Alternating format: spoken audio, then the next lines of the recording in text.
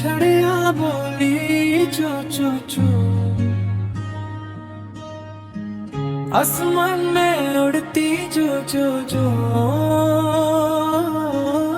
फूलों की वादी में सब खुशी से कहती है छोटे छोटे बच्चों को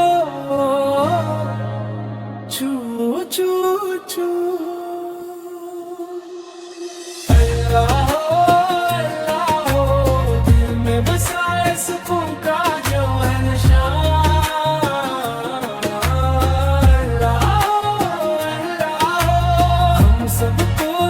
अपनी रहमत के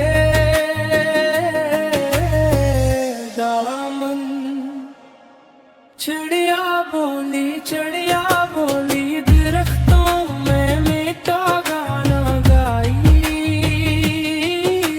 छोटे बच्चों के ख्वाबों में प्यार और अमन की बात सुनाई। चिड़िया बोली चू चू चू, अल्लाह अल्लाह।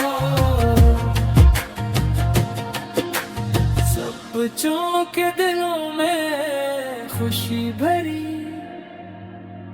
प्यार की दुनिया।